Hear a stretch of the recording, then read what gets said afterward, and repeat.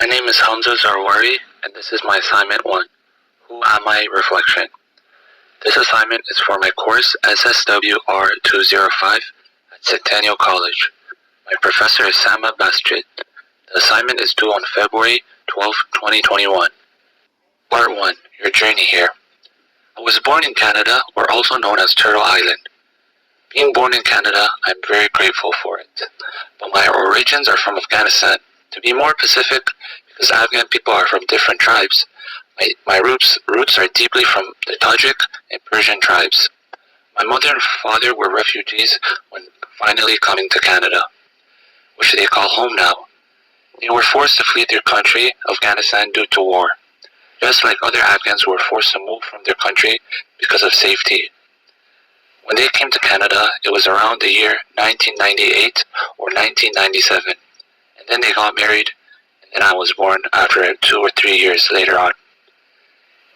In other words, they've been living here about 23 to 22 years ever since, and they always called Canada home. My parents went through hardship coming to Canada. My father and mother were traveling to other countries before coming to Canada. Like my father, his story goes on. He moved to Iran, then he moved to India, to Germany, to New York, then to finally Canada, Toronto. And my mother, she moved to Pakistan for a long time, then coming to Canada, and then finally marrying my father. During coming to Canada, they faced many hardships when arriving and when coming here. One of the hardships were, once they came to Canada, they had to learn the system that was here in Canada. They had to learn the language and adjust to culture norms in Canada. For them, it was a language barrier, but also a culture barrier when coming here. They didn't have the opportunity to have a full childhood coming to Canada. Because of the war, they were moving around different countries for safety. Despite moving around and finally coming to Canada, they sincerely called Canada home, because Canada provided safety and freedom. Even though my parents have been living in Canada for about 23 years, despite it, they do face some sort of discrimination and oppression. And I too also face that.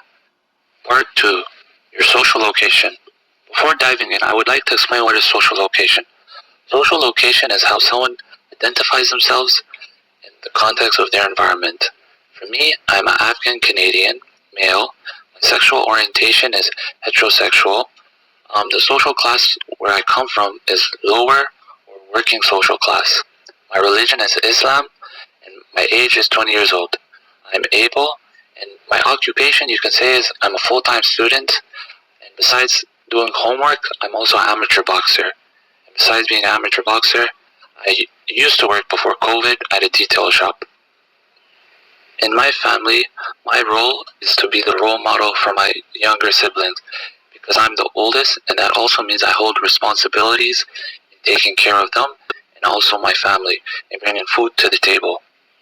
With my social location, or who I identify myself, Afghan Canadian, it also brings a form of oppression and privilege. For the oppressions, I would say is me or my family sometimes experience racism.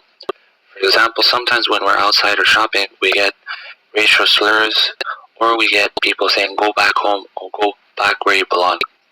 Ironically, our home is Canada, and those who tell us to go back home, if they maybe look deep down from where they're from in history, I don't think they also belong. Because I believe Canada truly belongs to the First Nations or Indigenous people, and to tell anyone else to go back home is incorrect. I don't really like focusing on my oppressions, but rather my privileges. And one of my privileges, or one of my biggest privileges, I'm blessed to be in Canada. That's number one. I'm blessed to have a chance to learn, a chance to grow without any oppressions or war happening in Canada.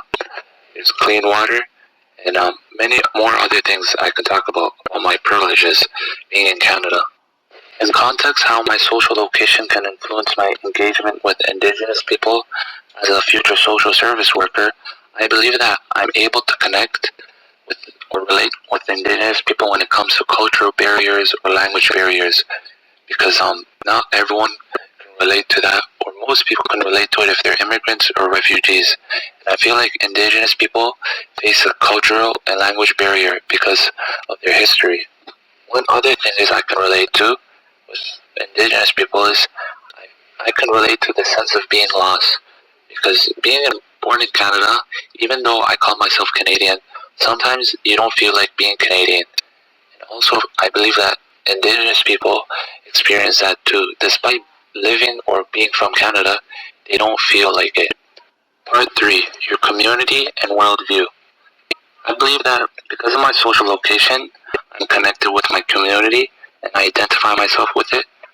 For example, I'm Muslim and I'm Afghan Canadian. Where I live, there's a mosque around me, and whether people see me in the masjid or see me in the gym, they know me because I connected with them, or we are involved in different events in that area. For example, during Ramadan, we see everyone from different ethnicity, but at the same community center or the same mosque, and we share the same values, such as the same religion. You could say the same culture norm. Another example is I believe that I connect with my community is in the boxing community. Boxing itself has a separate community, surprisingly, just like other sports have their own community. And I'm always involved with people in that community, whether they see me in the gym or whether I go out to fight. And another way that I share, you could say, the same values or beliefs that is I'm always involved in the Afghan community.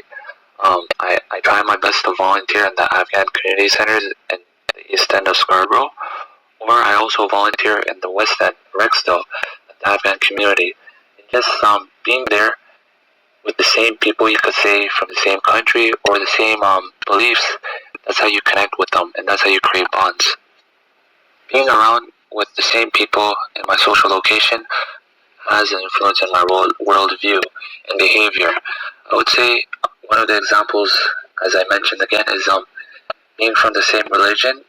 No matter what race you're from, you would share the same values or same practices, and that's why you would connect more with someone who might not share the same values with you. The reason understanding your own worldview or values is important in engaging with Indigenous people is because sometimes as humans we hold natural biases, whether it be conscious and unconscious. And it is very important for me as a future social worker to remember that the way I view the world is not how everyone sees it. The way I think that there is a right way, not everyone believes that that's the right way. Every individual has their own worldview, and I must respect it. I must learn how to respect it. Even though some people say they respect someone else's worldview, unconsciously they would make biases. So it's important to remember to be conscious and unconscious of your own biases. Just to wrap it up, I would like to say a quote by Muhammad Ali: "Service to other is the rent you pay for your room on earth." And I just want to say thank you, Professor Sama, for listening through this assignment. Bye.